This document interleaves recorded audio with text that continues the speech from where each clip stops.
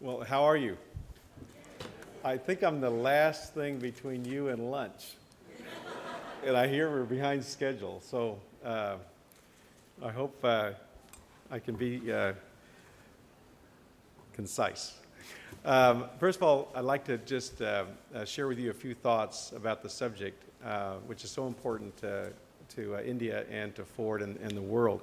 And then I'd be glad to open up to questions, because that's usually the most fun part, because it's such a important industry. It's the answer to energy independence, energy security, sustainable growth, and I'm just so proud of the role that India and the Ford Motor Company are taking on those global issues.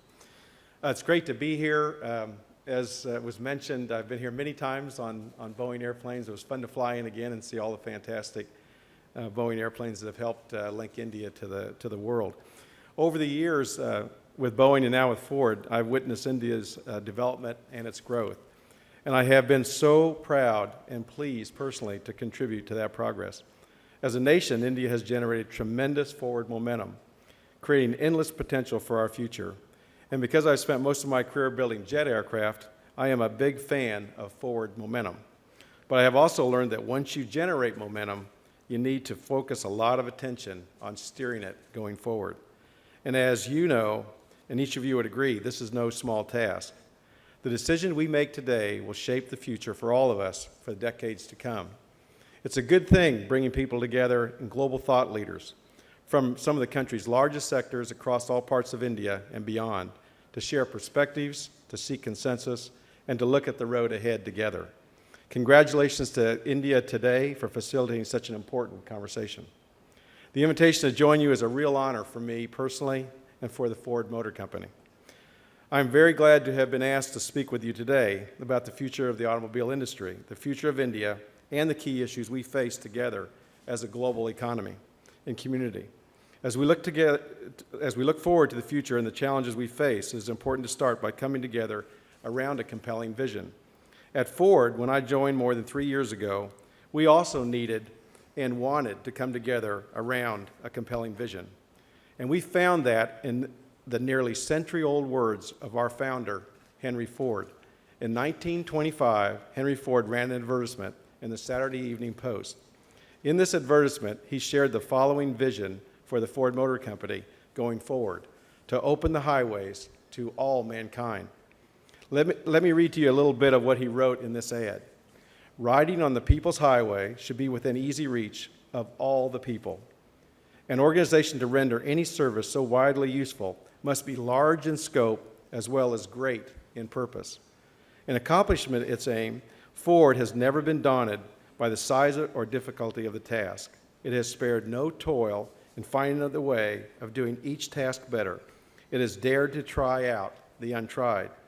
Ford views its situation today less with pride and great achievement than with a sincere and sober realization of new and larger opportunities for service to mankind. So compelling. 85 years ago, Henry Ford laid out a vision that not only guides Ford today, but can guide all of us as we work together to truly open the highways to all mankind. At the core of this vision is the belief that we have a duty and a responsibility to provide safe and efficient transportation for everyone. It is a vision near and dear to my heart, as I have dedicated my entire 41 Boeing and Ford career to safe and efficient transportation. And I propose to you that by working together to deliver on a promise of safe and efficient transportation, we will also collectively contribute to 3 large and important global issues: economic growth, energy independence, and environmental sustainability. And it was true in Henry Ford's time. In the 1920s, Henry Ford set up automobile operations all around the world. He believed that his cars should be built where they were sold so the local economies and people would realize direct and indirect benefits from job creation and employment, economic stability, and growth.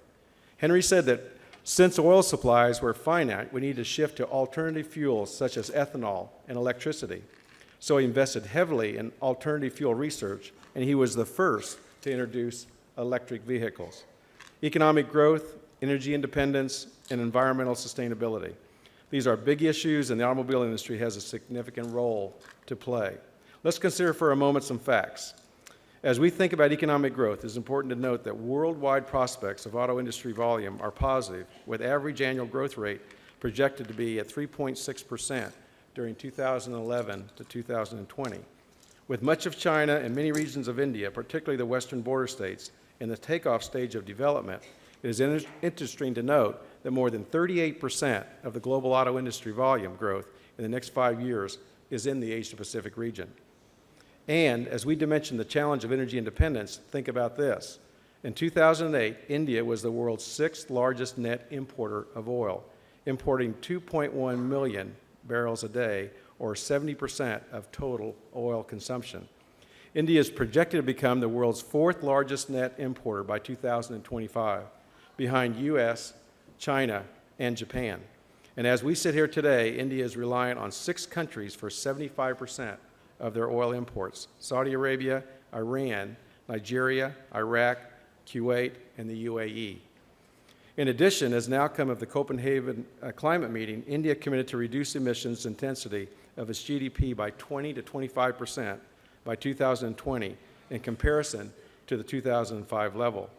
This is a significant challenge with many possible solutions. For example, biofuels provide less than 3% of transport energy today, but the Indian government has set a target of having all petrol and diesel contain 20% of biofuel by 2017. To support this target, there are current plans to plant 11 million hectares of jatropha. Unlike other plants used to make biofuels, jatropha is not a food source which lessens the impact of food security, and it can grow on arid land with little water required. And alongside these alternate energy sources, more fuel-efficient petrol vehicles, like the new Ford Figo, offer much opportunity to reduce reliance on foreign oil while also reducing CO2 emissions. All these big global issues require working together on a very large scale. These are global conversations in which each of us needs to participate as leaders and as citizens. As leaders in the automobile industry, we believe we have a role to play in the development of new technologies, affordable solutions that require less fossil fuel but continue to offer greater safety, technology, and value. And in business strategies that stabilize and grow not just our enterprise, but the economies in which we participate. One example of the possibilities of working together is the endowment Ford Motor Company provided for 2 Henry Ford chairs at the Indian Institute of Technology in Chennai and Delhi. These chairs were for research in the area of vehicle emission and transport safety. We continue to work with students at technology institutes to provide expertise and thought leadership.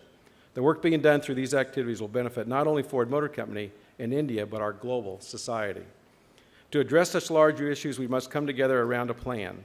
Having a robust plan to deal with our current reality and pursue a compelling vision is essential to our collective ability to solve these global challenges. 3 years ago, the Ford team came together around a plan to become a stronger, profitably growing company by serving our customers worldwide with the very best cars and trucks. We realized our previous way of operating was not sustainable, and together we developed a plan to deal with our reality and create a viable, growing enterprise. We moved aggressively to restructure, aligning our costs and capacity to the real demand and changing the vehicle model mix. We accelerated the development of new products our customers really want and value, and importantly, we developed a finance plan to finance this transformation. That funding not only saw us through the darkest days, but allowed us to accelerate product development and our R&D efforts on the new vehicles. Finally, we decided to really work together as a global team instead of many independent operations the way we were operating around the world. By relentlessly implementing a plan to produce great products, build a strong business, and contribute to a better world, Ford not only survived one of the most challenging periods in the global economy and the automotive industry, but we are emerging stronger and fitter than ever before. And I can assure you that we are just getting started. Serving our Indian customers is our mission and the key element of our plan going forward. When Henry Ford originally set up our company, he built operations all around the world. He never envisioned that each one would come to operate so independently. Today, Ford is no longer a collection of businesses scattered around the world, but a single integrated team that works to the same high standard that focuses the global resources and assets on delivering the best cars and trucks that our customers want and they value. This effort to serve the world's customers is built upon the energy and commitment of 200,000 talented people around the world, including the incredible team we have right here in India. We have more than 6,000 employees based in India, including our Ford Global Business Services unit that delivers critical services to our worldwide organization. Not only is India an important market for Ford, it is also a global center of excellence for our IT and our accounting operations. And by giving the Ford India team the means to leverage the global talents and the resources of our company, we have the opportunity to serve new customers here in India with world-class products that they really want and value. Like the Ford Vigo, we launched earlier this week, the first in a series of new cars to be built in India for sales both here and abroad. It is also why we're able to invest aggressively in manufacturing facilities that help to serve these new customers. A great example is a recent investment of $500 million to turn our Chennai operations into one of our global production and export hubs.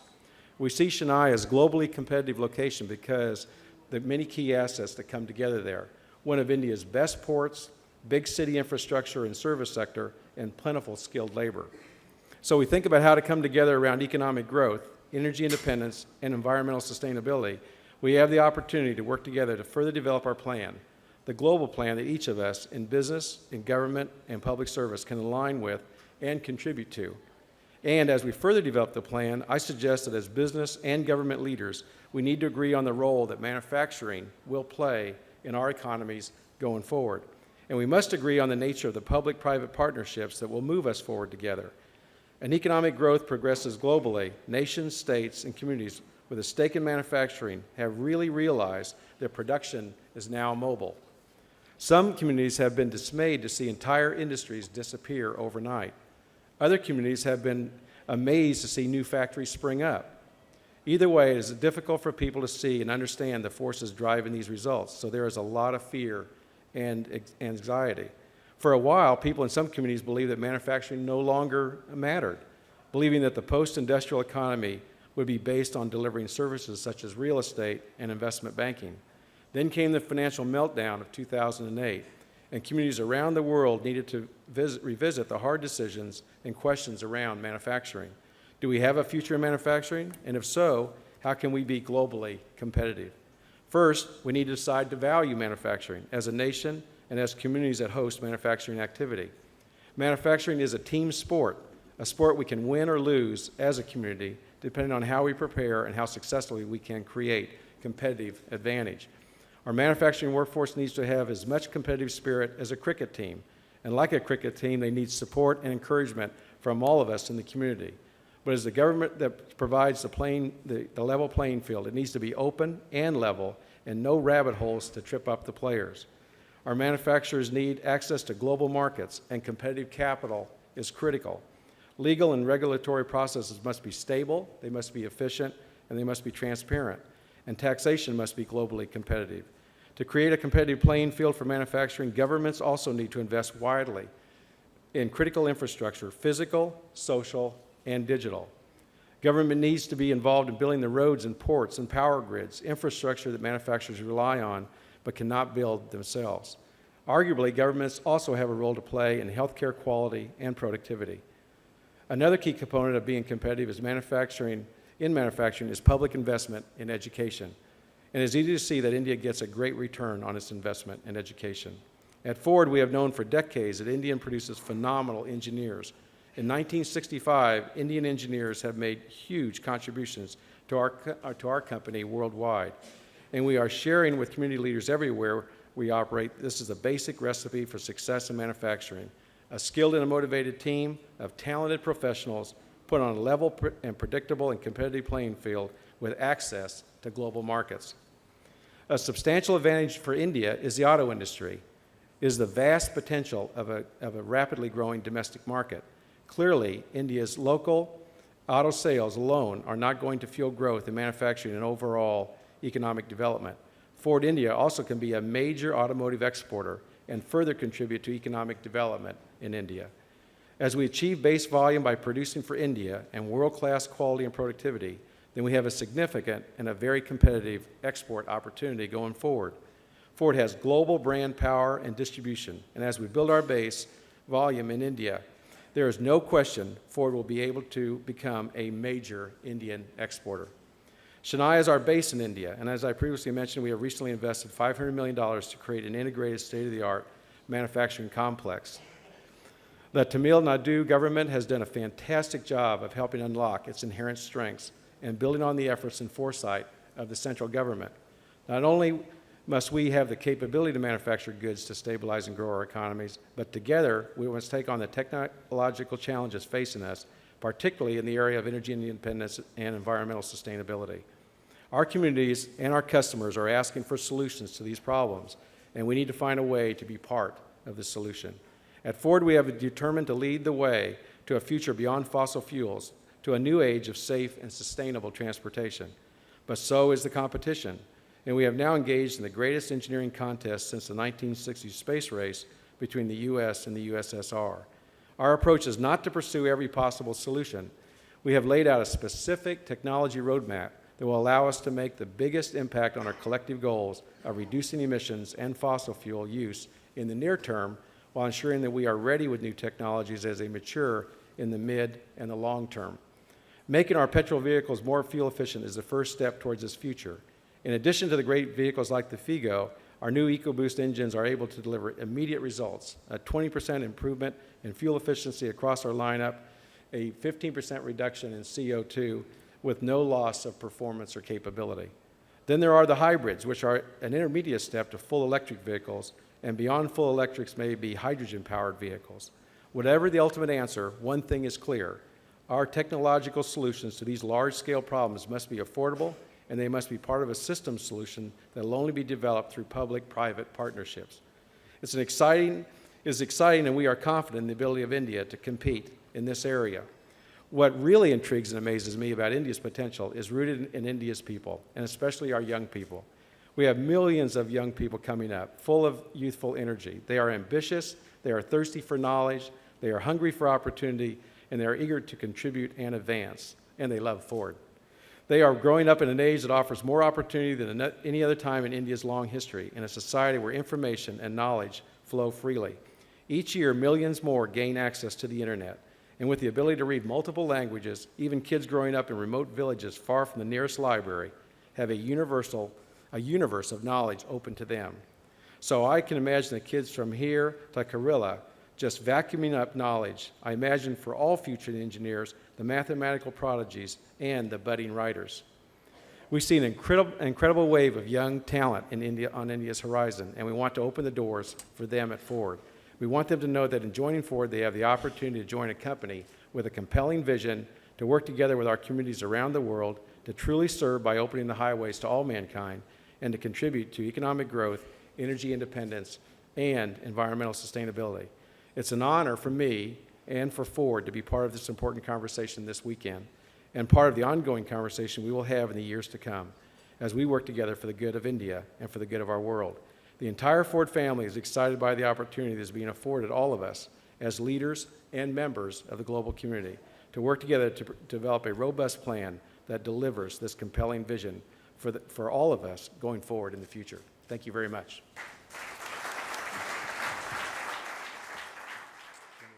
You spoke about sustainability, economic growth, and environmental concerns. The bigger concern just now is countries across the world, economies are reinventing sustainable economics. How does the plan to manufacture globally? I mean, we already know the opposition to outsourcing and Right. the phrases like Bangalore and stuff. So when you do this kind of global operations, I mean, in a global car, an Indian car, which will be sold abroad, how do you look at the political opposition to this kind of manufacturing? And the second part would, if you could sort of elaborate a little more as to how emerging economies like India and maybe China, where does the green initiative fit in these countries? Because I mean, you're still manufacturing the traditional Right. burn oil, petrol cars in India. But I mean, do you have a plan for solar? I mean, if you talk about frugal use of energy and environmental protection, then I mean, solar is really one of the stories. So if you could go that, and then I'll open up the floor for questions. Very good. I'll be glad to share my thoughts. On the first question, it was so interesting to me when Bill Ford called to find out that Henry Ford's original vision was to participate in every country around the world where he was going to serve the customers with cars. And as we all know, that was a very different model than most companies that operate globally. And so it was very gratifying to know that we had great operations in every country. The other interesting thing was I was just absolutely amazed at how independent each of these companies had become. Like I remember with everybody talking about merging with each other in the automobile industry, a number of the reporters would say to me, well, Mr. Mulally, are you going to, merge with another auto company? And I'd say, absolutely. And they'd all get out their pens and get ready to write down. And they said, with who? And I said, we're going to actually merge Ford. Didn't get such a big headline, but you get the idea. And the talent and the knowledge that we have worldwide is incredible. And so what we really are doing with our One Ford is tapping into that knowledge worldwide so we get the best in knowledge about our customers, about quality, about productivity, about enabling technology. And it's one of the reasons we've been able to move so quickly. The other part of your question is about how to leverage your assets worldwide. And the Figo is just a perfect example. It's on a global platform. It serves a number of markets around the world. And as we bring on more and more of our products to India, you'll see more and more of these global platforms where the majority of the vehicle will be the same. It'll have the advantage of all the enabling technology, and then we tailor it for the unique taste of the consumer. And I just wanted to sort of butt in there. You said about bundling the knowledge of various parts of countries, the world, global knowledge, and putting a vehicle together. But politicians are knowledge proof. Mm-hmm. So how are we going to deal with the threat of outsourcing, the threat of losing jobs? I mean, obviously, if you were to manufacture the entire Figo in the US, you would have created much more jobs and much more sustainability to that economy. But here you're talking about manufacturing something in various parts of the world. Right. So how do you deal with the politics of that? Well, in our case with this business model, we are in the fabric of every company in which we operate. So we're never outsourcing. And we want to, every place where we operate, just like in Chennai, we're expanding the entire supply base. About 70% of the dollar value of a car, just like a commercial airplane, is with our suppliers around the world. So as we not only further develop our assembly and our design, our manufacturing capability, we're also developing all the supply base. And when you look at the automobile industry in India and around the world, for every automobile job that we create, there's another 9 or 10 jobs associated with the dealers, with the suppliers, with the community. So it's just a tremendous multiplier for economic activity. Force multiplier. Yeah, which is another reason that I was trying to make a bigger deal about manufacturing, because manufacturing is going to be very mobile, and the people that want to be in manufacturing, that's the most important thing that they decide. And then we put together a plan that has public and private partnership to actually be able to grow our manufacturing business, because it's just a fabulous business. The knowledge that's involved, the science, the engineering, the manufacturing, and we actually create something of value. You guys are almost ready for lunch, aren't you? I can tell.